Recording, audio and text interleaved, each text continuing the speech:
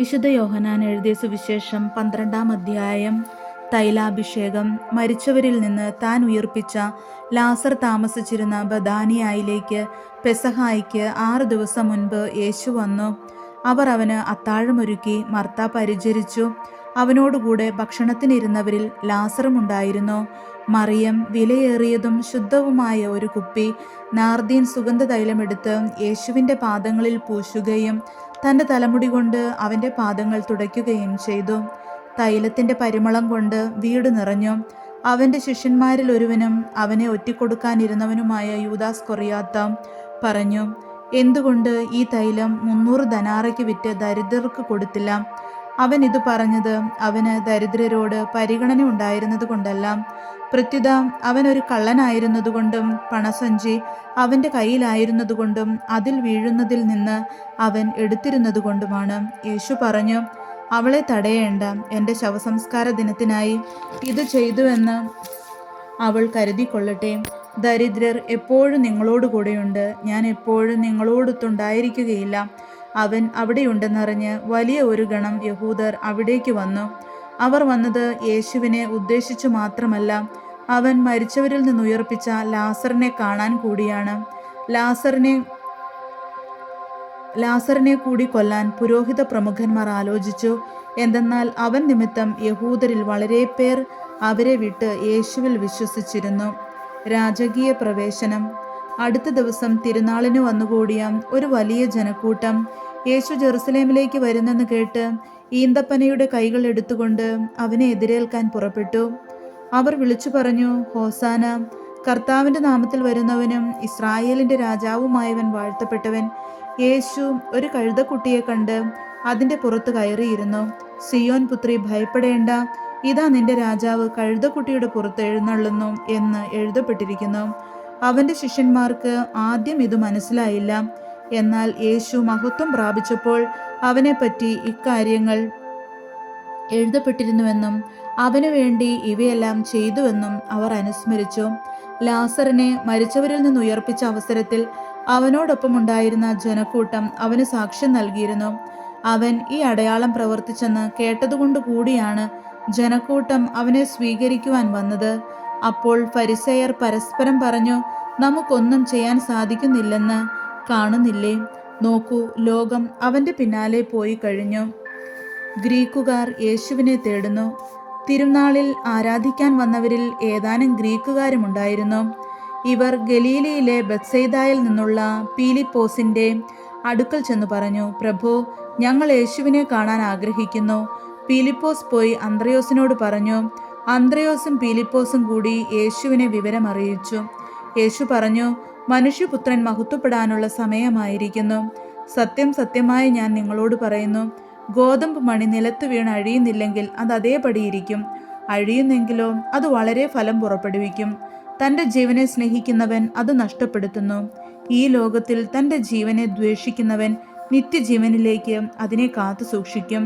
എന്നെ ശുശ്രൂഷിക്കാൻ ആഗ്രഹിക്കുന്നവൻ എന്നെ അനുഗമിക്കട്ടെ. അപ്പോൾ ഞാൻ ആയിരിക്കുന്നിടത്ത് എൻ്റെ ശുശ്രൂഷകനുമായിരിക്കും. എന്നെ ശുശ്രൂഷിക്കുന്നവനെ പിതാവ് ബഹുമാനിക്കും. മനുഷ്യപുത്രൻ ഉയർത്തപ്പെടണം. ഇപ്പോൾ എൻ്റെ ആത്മാവ് അസ്വസ്ഥമായിരിക്കുന്നു. ഞാൻ എന്തു പറയേണ്ടു? പിതാവേ, ഈ മണിക്കൂറിൽ നിന്ന് എന്നെ രക്ഷിക്കണമേ. അല്ല, ഇതിനു വേണ്ടിയാണല്ലോ ഈ മണിക്കൂറിലേക്ക് ഞാൻ വന്നത്. പിതാവേ, അങ്ങയുടെ നാമത്തെ മഹത്വപ്പെടുത്തണമേ. അപ്പോൾ സ്വർഗത്തിൽ നിന്നും ഒരു സ്വരമുണ്ടായി, ഞാൻ മഹത്വപ്പെടുത്തിയിരിക്കുന്നു, ഇനിയും മഹത്വപ്പെടുത്തും. അവിടെ നിന്നിരുന്ന ജനക്കൂട്ടം ഇത് കേട്ടിട്ട് ഇടിമുഴക്കമുണ്ടായി എന്ന് പറഞ്ഞു. എന്നാൽ ഒരു ദൂതൻ അവനോട് സംസാരിച്ചു എന്ന് പറഞ്ഞു. യേശു പറഞ്ഞു, ഈ സ്വരമുണ്ടായത് എനിക്ക് വേണ്ടിയല്ല, നിങ്ങൾക്ക് വേണ്ടിയാണ്. ഇപ്പോഴാണ് ഈ ലോകത്തിൻ്റെ ന്യായവിധി. ഇപ്പോൾ ഈ ലോകത്തിൻ്റെ അധികാരി പുറന്തള്ളപ്പെടും. ഞാൻ ഭൂമിയിൽ നിന്ന് ഉയർത്തപ്പെടുമ്പോൾ എല്ലാ മനുഷ്യരെയും എന്നിലേക്ക് ആകർഷിക്കും. അവൻ ഇത് പറഞ്ഞത് താൻ ഏത് വിധത്തിലുള്ള മരണമാണ് വരിക്കാൻ പോകുന്നത് എന്ന് സൂചിപ്പിക്കാനാണ്. അപ്പോൾ ജനക്കൂട്ടം അവനോട് ചോദിച്ചു, ക്രിസ്തു എന്നേക്കും നിലനിൽക്കുന്നു എന്നാണല്ലോ നിയമത്തിൽ ഞങ്ങൾ കേട്ടിട്ടുള്ളത്. പിന്നെ മനുഷ്യപുത്രൻ ഉയർത്തപ്പെടേണ്ടിയിരിക്കുന്നു എന്ന് നീ പറയുന്നതെങ്ങനെ? ആരാണ് ഈ മനുഷ്യപുത്രൻ? യേശു അവരോട് പറഞ്ഞു, അല്പസമയത്തേക്ക് കൂടി പ്രകാശം നിങ്ങളുടെ ഇടയിൽ ഉണ്ട്. അന്ധകാരം നിങ്ങളെ കീഴടക്കാതിരിക്കാൻ പ്രകാശമുള്ളപ്പോൾ നടന്നുകൊള്ളുവിൻ.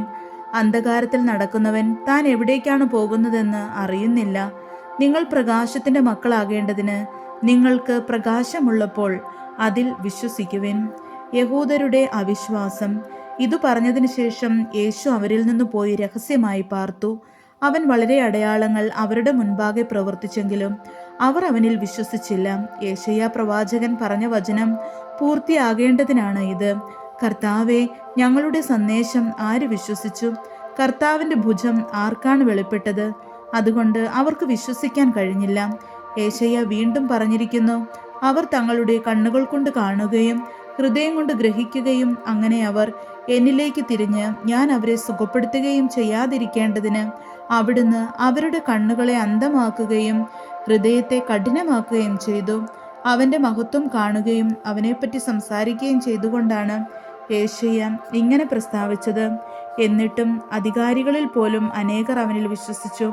എന്നാൽ സിനഗോഗിൽ നിന്ന് ബഹിഷ്കൃതരാകാതിരിക്കാൻ വേണ്ടി ഫരിസേയരെ ഭയന്ന് അവരാരും അത് ഏറ്റുപറഞ്ഞില്ല. ദൈവത്തിൽ നിന്നുള്ള മഹത്വത്തെക്കാൾ അധികം മനുഷ്യരുടെ പ്രശംസ അവർ അഭിലഷിച്ചു. യേശു ഉച്ചത്തിൽ വിളിച്ചു പറഞ്ഞു, എന്നിൽ വിശ്വസിക്കുന്നവൻ എന്നിലല്ല, എന്നെ അയച്ചവനിലാണ് വിശ്വസിക്കുന്നത്. എന്നെ കാണുന്നവൻ എന്നെ അയച്ചവനെ കാണുന്നു. എന്നിൽ വിശ്വസിക്കുന്നവരാരും അന്ധകാരത്തിൽ വസിക്കാതിരിക്കേണ്ടതിന് ഞാൻ വെളിച്ചമായി ലോകത്തിലേക്ക് വന്നിരിക്കുന്നു. എൻ്റെ വാക്കുകൾ കേൾക്കുന്നവൻ അവ പാലിക്കുന്നില്ലെങ്കിലും ഞാൻ അവനെ വിധിക്കുന്നില്ല. കാരണം ഞാൻ വന്നിരിക്കുന്നത് ലോകത്തെ വിധിക്കാനല്ല, രക്ഷിക്കാനാണ്. എന്നാൽ എന്നെ നിരസിക്കുകയും എൻ്റെ വാക്കുകൾ തിരസ്കരിക്കുകയും ചെയ്യുന്നവന് ഒരു വിധികർത്താവുണ്ട്. ഞാൻ പറഞ്ഞ വചനം തന്നെ അന്ത്യദിനത്തിൽ അവനെ വിധിക്കും. എന്തെന്നാൽ ഞാൻ സ്വമേധയല്ല സംസാരിച്ചത്. ഞാൻ എന്തു പറയണം, എന്തു പഠിപ്പിക്കണമെന്ന് എന്നെ അയച്ച പിതാവ് തന്നെ എനിക്ക് കൽപ്പന നൽകിയിരിക്കുന്നു. അവിടുത്തെ കൽപ്പന നിത്യജീവനാണെന്ന് ഞാൻ അറിയുന്നു. അതിനാൽ ഞാൻ പറയുന്നതെല്ലാം പിതാവ് എന്നോട് കൽപ്പിച്ചതുപോലെ തന്നെയാണ്.